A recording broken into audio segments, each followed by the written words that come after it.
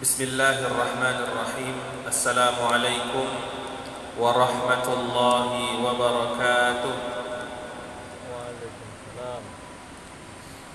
Alhamdulillahi rabbil alamin. Wa in kana yaqillu ma'a haqqihi hamdul hamidin. Ashhadu an la ilaha illallah wahdahu la syarika lah. Al-malikul haqqul mubin. وأشهد أن نبينا محمدا عبده ورسوله الأمين عليه وعلى آله وأصحابه أفضل الصلاة وأتم التسليم. أما بعد. Kaum muslimin, kaum muslimat, bapak-bapak, ibu-ibu, hadirin hadirat jamaah fardu maghrib yang dimuliakan Allah Subhanahu wa taala.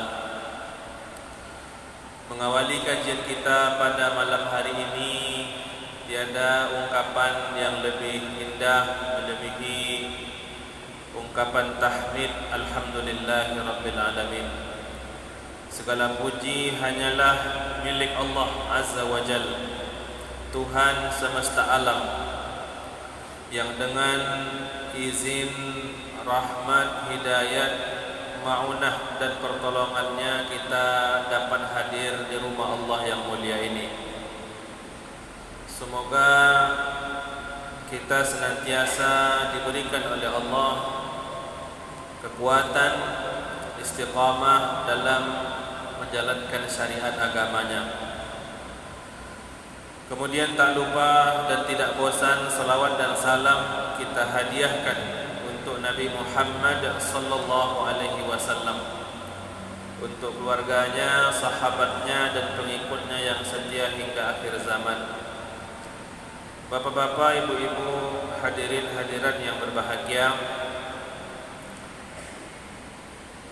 pada kajian Sabtu 2 pekan yang lalu kita membaca satu risalah yang ditulis oleh seorang ulama untuk anak kandungnya. Kita ceritakan saat itu bahwa ulama ini bernama Al-Imam Abul Faraj Ibnul Jauzi, dan kehendak Allah bahwa dia memiliki satu anak laki-laki. Namun anaknya ini kemudian durhaka kepadanya dan lari dari jalan agama, melenceng, kemudian berbuat banyak kefasikan. Jadi anaknya tersebut semula mengikuti jejak ayahnya, istiqamah, menuntut ilmu, beribadah, bahkan menyampaikan dakwah, tapi kemudian dia tergelincir dan mengubah kehidupannya, menyukai hiburan-hiburan dan tempat-tempat hiburan di mana di sana dia minum minuman keras, kemudian menikmati hiburan-hiburan dari para wanita-wanita. Oleh itulah kemudian sang ayah sengaja menulis risalah yang beliau beri judul Laftatul Kabid ila Nasihatil Walad, yang pada pertemuan sebelumnya telah kita baca muqaddimah dan beberapa fasal. Pada malam hari ini masuk pada fasal. Ya, fasal-fasal ini isinya adalah nasihat-nasihat dari sang ayah kepada anaknya ini. Hadirin hadirat yang berbahagia, sebelumnya kita sampaikan bahwa hal pertama yang dikhawatirkan oleh Al-Imam Ibnul Jauzi ketika melihat perubahan diri pada anaknya adalah bahwa ketika anaknya mulai bermalas-malasan untuk menuntut ilmu dan melakukan ibadah. Jadi siapapun orang tua, ingatlah dan perhatikanlah ketika anak kita lihat misalnya dia dalam keadaan sebelumnya rajin, mau menghadiri majelis ilmu, mau mendengarkan ilmu, mempelajarinya, membacanya, lalu kemudian ada kecenderungan dia lali dari hal itu, maka ini adalah pertanda-pertanda yang harus segera kita carikan obatnya. Kemudian di fasal ini beliau mengatakan faslun hifdzul awqati wa ightinamul lahadzat. Fasal tentang menjaga waktu dan memanfaatkan waktu luang. Lahadzat yaitu saat-saat dalam kehidupan kita, detik demi detiknya, menit demi menitnya. Kalau waktu itu lebih umum, waktu yang panjang juga disebut waktu-waktu yang pendek. Lahadzat, bahkan waktu-waktu yang pendek sekalipun, detik-detik dalam kehidupan, maka semuanya harus diraih dan dimanfaatkan sebaik-baiknya. Fantabih ya bunayya li nafsik, maka perhatikanlah wahai anakku, perhatikanlah dirimu. Wandam ala ma madha min tafritik, dan sesalilah atas waktu yang telah berlalu yang penuh dengan kelalaian. Wajtahid fil ihaqil kamilin ma dama fil waqti sa'ah, dan bersungguh-sungguhlah dalam mengejar ketertinggalan, bergabung dengan orang-orang yang baik selama kamu masih memiliki sa'ah, masih ada waktu dan kesempatan. Jadi ketika ayah yang seorang ulama ini menasihati anaknya, ya, setelah beberapa fasal, maka sampailah dia mengingatkan tentang waktu. Dan ini adalah pokok-pokok nasihat semuanya. Orang yang sudah bisa memelihara waktunya, maka tidak perlu lagi kita mengarahkan kegiatan-kegiatannya. Asalkan dia bisa memelihara waktunya, tidak ada yang terbuang sia-sia, apalagi untuk bermaksiat kepada Allah. Setelah itu dia mau apa, maka tidak banyak terlalu detail kita harus mengajarkannya. Mungkin dia mengaji, mungkin dia membaca, mungkin dia salat, mungkin dia yang lain sebagainya, ya. Dan dia juga tetap membukakan harapan bahwa madama fil waqti sa'ah, dan mengingatkan bahwa selama kamu masih memiliki kesempatan wahai putraku, wastaqi husnak madamat fihi rutubah, ya. Dia beri permisalan seperti ranting dan batang pohon yang sudah kering, maka segeralah siram.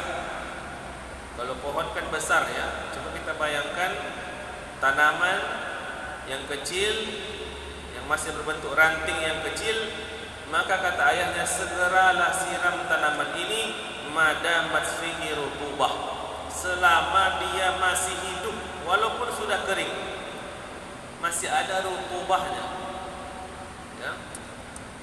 Maka ulama ini dia beri permisalan, nak, kamu ini sudah kering, sudah jauh sekali dari jalan Allah Subhanahu wa taala.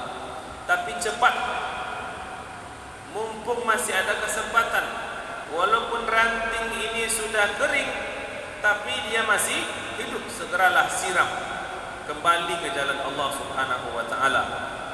Wadhkur sa'ataka allati dha'at fakafa biha 'idhah, dan ingat waktu yang telah engkau habiskan sia-sia, jadikan itu bahwa sebagai motivasi pelajaran untuk mengejar ketertinggalan.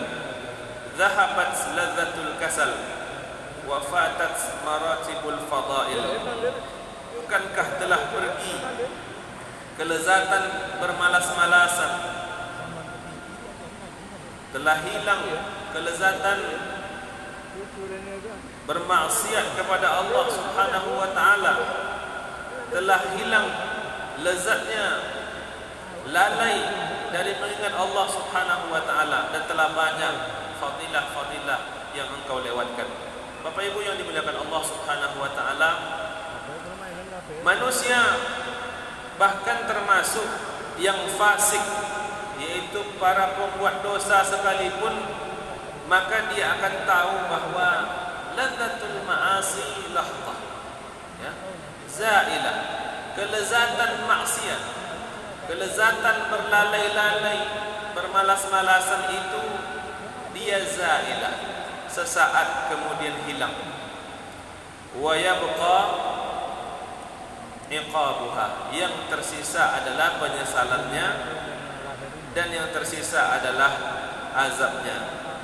Dan kebalikannya, letih dalam melakukan ketaatan, maka dia sesaat, ya, tapi kemudian wa yabqa sawabuha, yang tersisa adalah kebaikan-kebaikannya. Seperti orang melakukan ibadah, kita beri contoh misalnya di bulan Ramadan, orang berletih-letih menahan rasa kantuknya untuk salat malam, untuk membaca Al-Quran.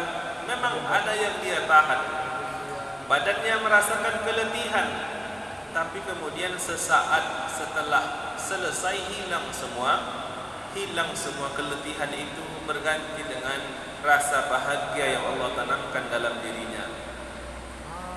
Jemaah yang dimuliakan Allah, wa qad kana as-salafus salih rahimahumullah jami'an yuhibbuna jam'a kulli fadilah wa yabquna ala fawati wahidatin minha.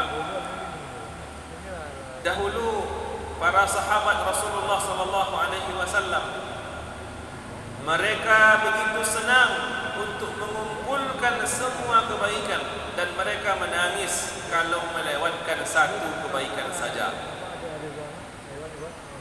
Ya. Jadi dirayu oleh ayatnya ini, wahai anakku, ingatlah sahabat-sahabat Rasulullah dahulunya.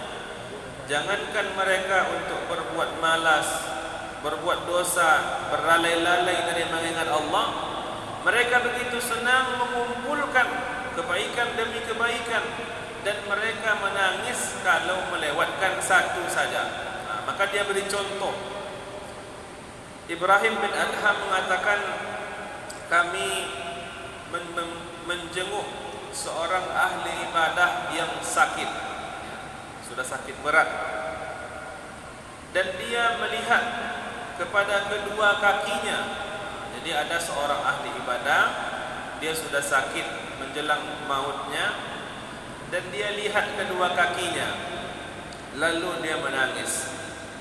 Malaka tabki, kenapa engkau menangis? Kata laki-laki itu, walaupun kakiku ini senantiasa diajak berdiri dalam salat malam sampai berletih-letih seorang ahli ibadah, tapi kakiku ini tidak pernah diajak olehnya pergi berjihad di jalan Allah Subhanahu wa taala. Ya, barangkali karena kondisi seperti kita di zaman ini, ya, di mana ruang-ruang jihad dengan senjata itu tidak seperti di masa Nabi dan para sahabatnya. Maka dia menangis melihat kakinya, walaupun kakiku ini senantiasa aku gunakan untuk berjalan ke rumah Allah, untuk berdiri berlama-lama dalam solat, tapi kakiku ini tak pernah menerbangkan debu dalam berperang dan berjihad di jalan Allah Subhanahu wa taala.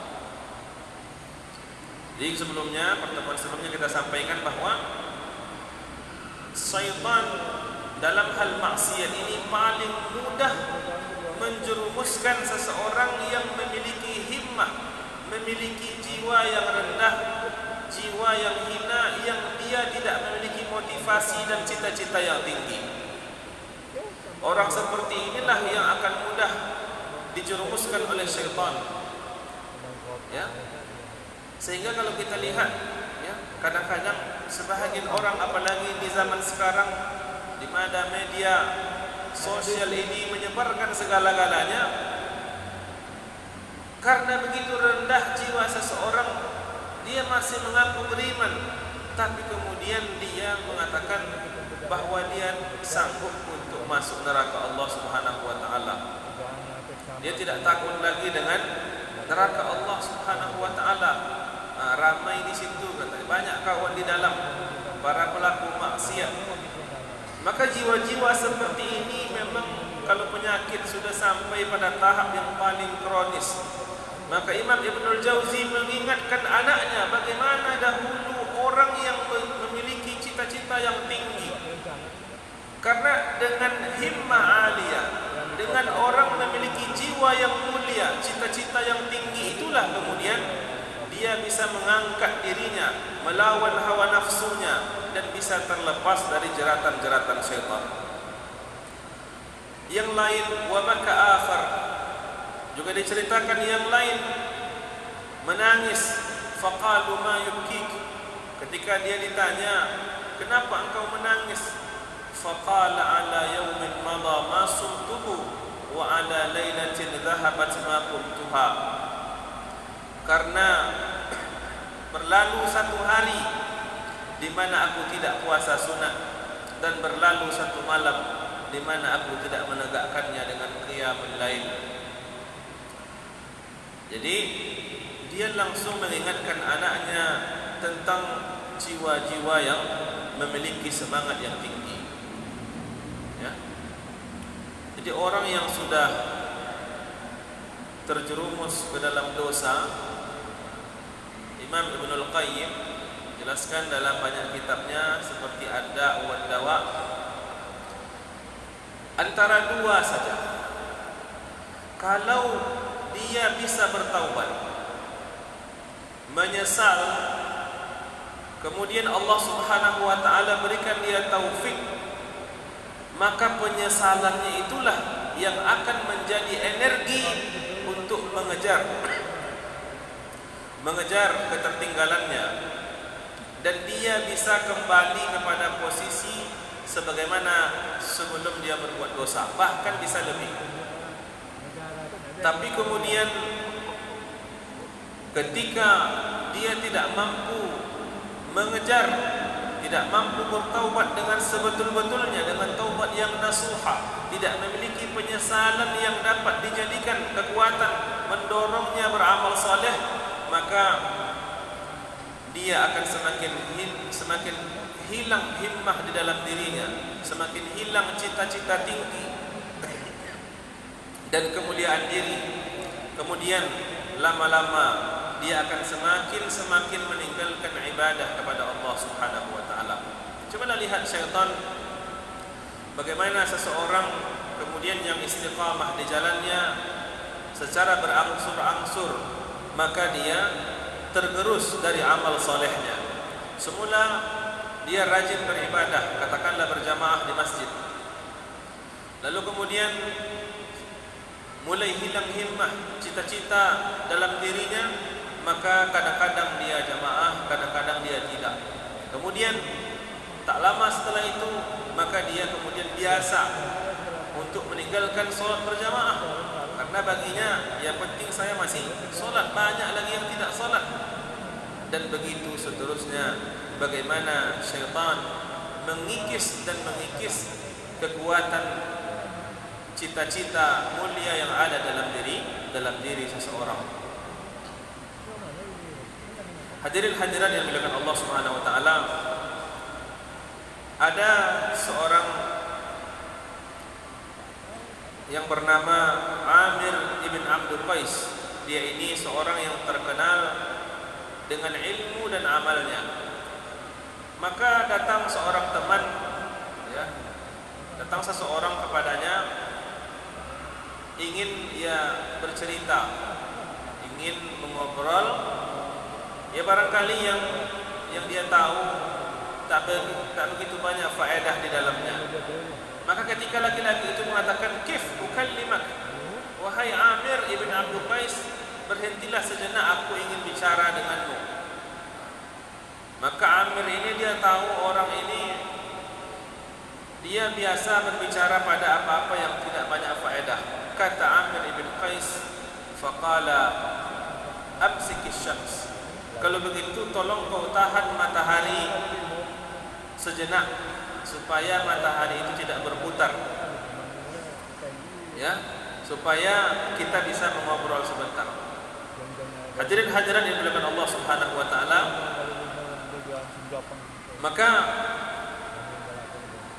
dalam hal ini diingatkan oleh Al-Imam Ibn Al-Jauzi bagaimana dahulunya generasi terdahulu dari umat ini, dan itu hanya beberapa contoh kecil bahwa mereka sangat memanfaatkan waktunya.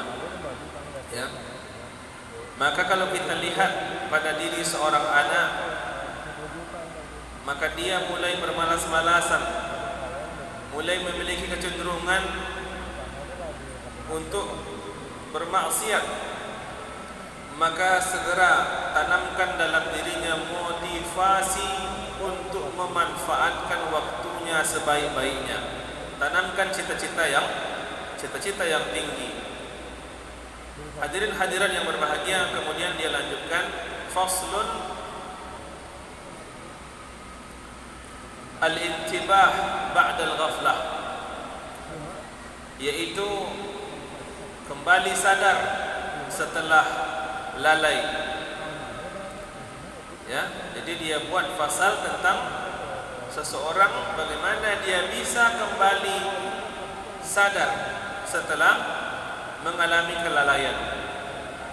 Wala yuksika ya bunayya minal khairi ma madha min at-tafriq fa innahu qad intabaha khalqun katsirun ba'da ar-raqad at-tawil. Dan jangan kamu tertipu wahai putraku pada kebaikan-kebaikan yang masih kau terima dari Allah Subhanahu wa taala dalam kelalaianmu. Faqad haddatsani Syekh Abu Hakim rahimahullah, kuntu fi sabwati mutashaghilan bil batalah ghayra multafitin ila al-ilm fa ahdarani abi wa qala li ya bunay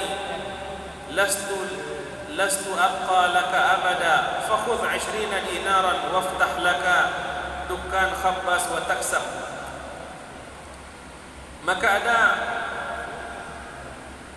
seorang qadhi, seorang hakim di masa khilafah dahulu bernama Abu Hakim. Kemudian dia mengatakan, ketika masih kecil, masih muda, maka saya ini awalnya sibuk bermain-main, sibuk dengan permainan bersenda gurau, ghaira multafitin ila al-ilm, tidak tertarik untuk belajar ilmu. Maka kemudian ayahku Abu Abdullah memanggilku dan memberikan uang sebanyak 20 dinar. Wahai putraku, aku tidak hidup selama-lamanya untukmu.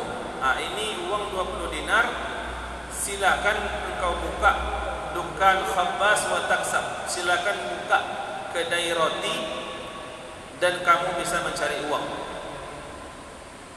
Jadi ada seorang anak bermalas-malasan. Ayahnya seorang hakim. Kata ayahnya, wahai nak, ini ada uang, ya, silakan buka olehmu toko roti. Berarti anaknya ini sudah masuk remaja-remaja yang sudah seharusnya bekerja. Kata anaknya, faqultu lahu ma hadzal kalam, apa-apaan ini wahai ayahku? Toko roti, katanya. Qal faftah dukan bazzaz, kalau tidak toko roti maka buka toko kain. Kata anaknya lagi, faqultu kaifa taqulu li hadha wa ana ibnu qadil qada Abdullah ad-Damighani, bagaimana engkau katakan ini wahai ayahku, sementara aku adalah anak hakim, ya, yang bernama Abdullah ad-Damighani. Engkau ayahku seorang yang terkenal sebagai hakim yang memutuskan perkara di antara manusia. Kata ayahnya, ma araka tatlubul ilm, karena aku melihat kamu tidak suka untuk belajar ilmu. Ya, kalau kamu tidak suka berarti bukalah kedai roti atau kedai kain, bazaz. Maka ternyata anaknya tadi seketika itu pula sadar dan terpancing motivasi di dalam dirinya bahwa dia adalah seorang anak dari hakim dan dia ingin pula seperti ayahnya. Jamaah dimulakan Allah, kalau kita bicara profesi khabbaz, tukang roti atau bazzaz, tukang kain, sebetulnya tidak ada masalah. Tapi ini hanya cara dari seorang ayah ini untuk membangkitkan motivasi di dalam diri anaknya. Abu Bakar As-Siddiq itu dia juga seorang pedagang, dan salah satu dagangan usaha perdagangan Abu Bakar As-Siddiq adalah al-baz. Dia adalah ahli dalam kain, ya, ahli dalam kain. Hadirin hadirat yang dimuliakan Allah Subhanahu wa taala, maka bisa orang, ya, dalam keadaan lalai dengan cara-cara tertentu, maka kemudian dia terpancing motivasinya. Wa hakali ba'du ashabi Abi Muhammad Al-Halawani rahimahullah qal mata abi wa ana ibnu 21 sanah. Abu Muhammad Al-Halawani menceritakan, sebagian rawi darinya menceritakan bahwa mata abi wa ana ibnu 21 sanah, ayahku meninggal sementara umurku 21 tahun. Wa kuntu mausufan bil batalah, dan aku saat itu adalah seorang pemuda yang lalai, seorang pemuda yang hanya sibuk dengan permainan, dengan senda gurau. Kemudian fa'ataitu ataqadha ba'da sukani darin qad waristuha fasami'tuhum yaqul, maka ketika ayahku meninggal, aku mendatangi, ya, katakanlah keluarga-keluarganya untuk warisan dari ayahnya. Fasami'tuhum yaqul ja'al mudbir ay rabiq faqultu li nafsi yuqalu anni hadha faji'tu ila walidati, ya. Maka kemudian sebagian orang itu mengatakan, anak ini, ya, dia ingin mengambil warisan ayahnya, padahal dia adalah seorang yang menghabiskan saja, yang tidak berguna. Maka kemudian mendengar hal-hal seperti itu, faqultu li nafsi yuqalu anni hadha, mereka mengatakan hal seperti itu tentang diriku. Jadi tersinggung hatinya, ya, bahwa dia dikatakan anak yang hanya akan menghabiskan harta ayahnya, anak yang akan, ya, tidak berguna. Maka itulah yang membuat dia terpancing. Faji'tu ila walidati, maka aku datang kepada ibuku, faqultu, dan aku mengatakan, wahai ibuku, idza aradti talabi faqlubini min masjid Syekh Abdul Khattab. Wahai ibu, kalau sekarang engkau hendak mencariku, tolong cari aku di masjid Syekh Abdul Khattab, maka aku akan mengaji di sana. Walazamtuhu fama kharajtu illa ila al-qada, dan aku terus belajar bersama Syekh Abdul Khattab sampai aku menjadi seorang hakim. Fasirtu qadiyan muddatan, maka dia kemudian menjadi seorang qadhi atau hakim dalam rentang waktu tertentu. Jemaah dirahmati Allah Subhanahu wa taala, maksud dari Ibnul Jauzi menulis pasal ini adalah bahwa biasa orang dalam keadaan lalai karena satu sebab, karena dua sebab ataupun sebab-sebab yang lainnya, maka ada titik tolak ya, bahwa dia berbalik dan kembali ke jalan Allah Subhanahu wa taala. Kemudian faslun manhajun tarbawiyun fil yaumi wal lailah. Fasal tentang manhaj tarbawi dalam sehari semalam ya, yaitu apa-apa atau pendidikan-pendidikan dalam sehari semalam yang diajarkan oleh Rasulullah sallallahu alaihi wasallam. Maka ayahnya ini mengajarkan anaknya, falzam nafsaka ya bunai al-intibah 'inda tulu'il fajr. Maka hendaklah engkau wahai putraku untuk bangun ketika terbit fajar.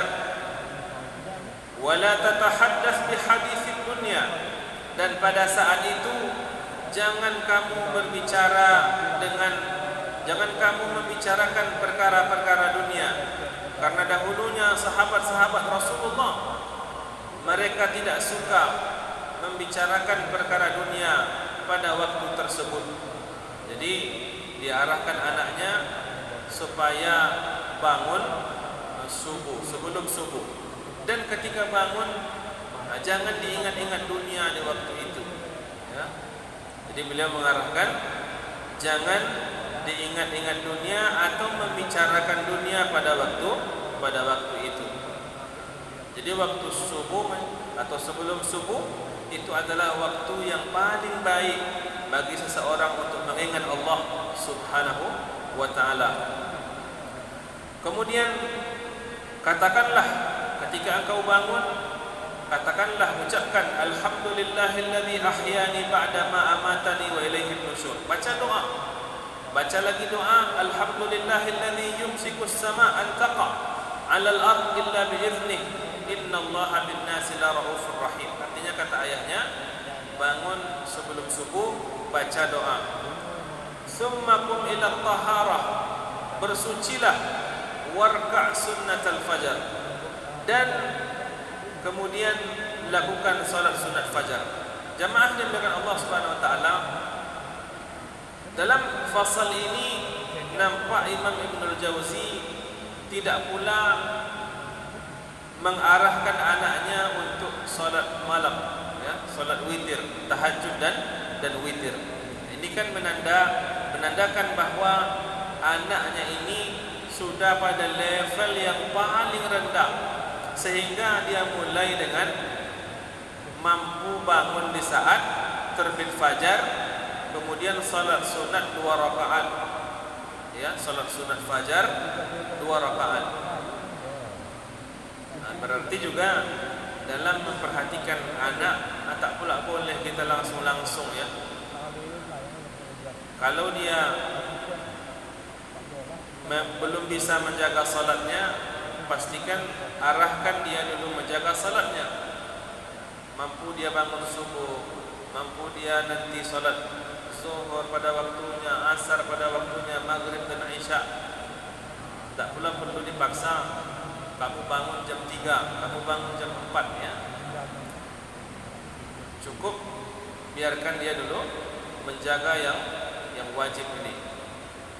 Wakhruj ilal masjid khashi'an, kemudian keluarlah menuju masjid dan ucapkan, Allahumma inni as'aluka bihaqqis sa'ilina 'alaika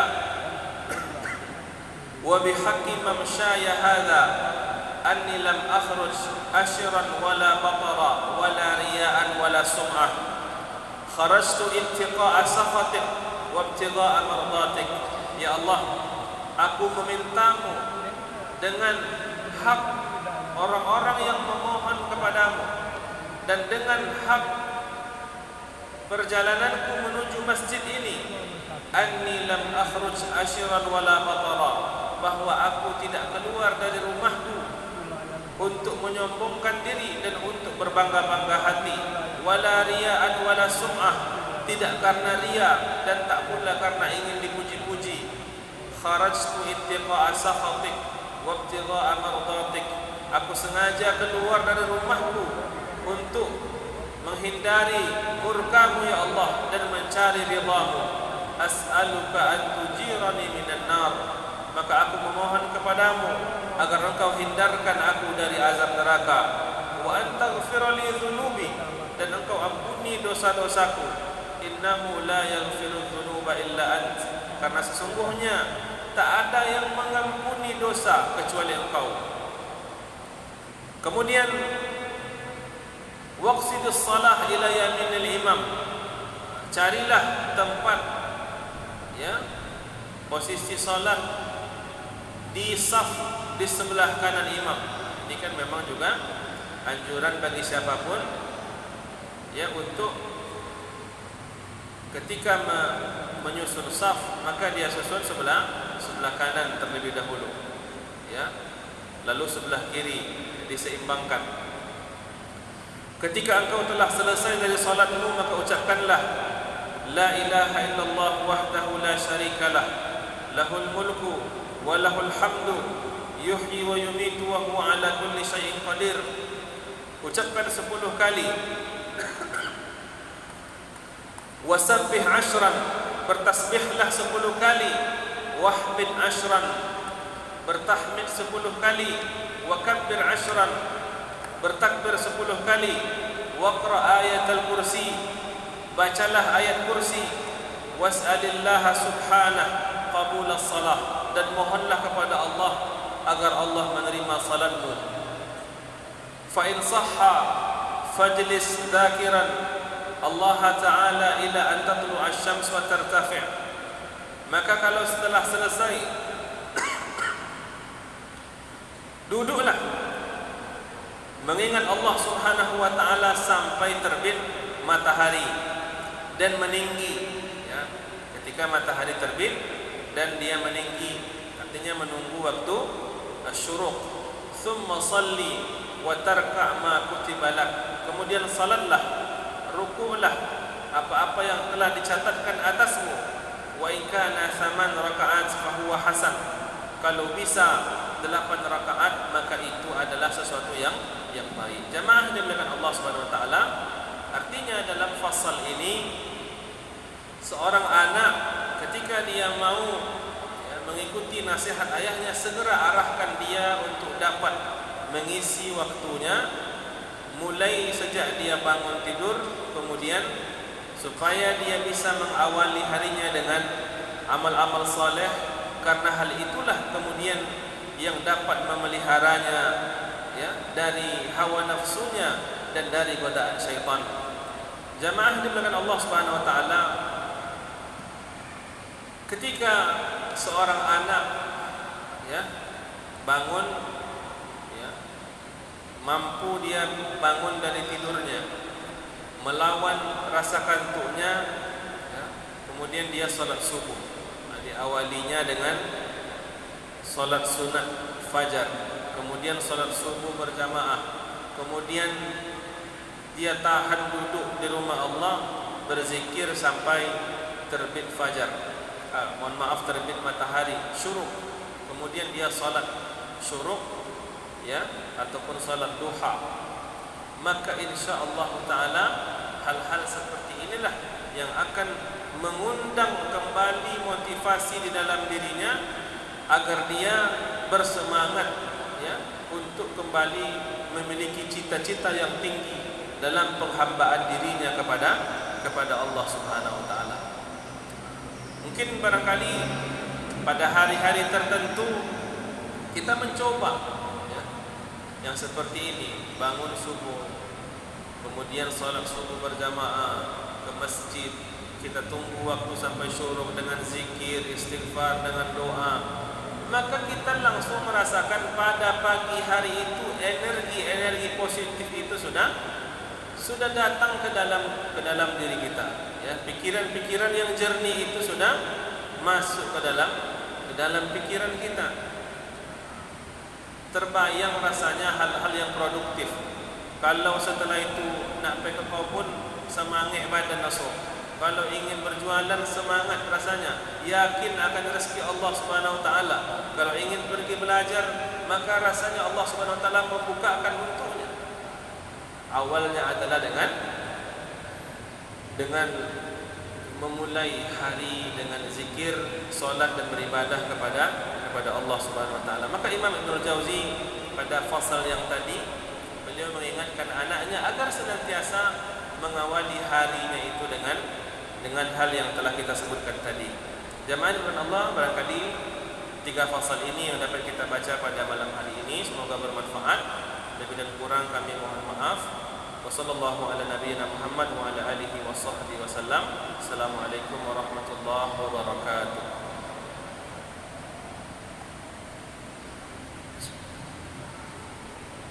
Allahu akbar.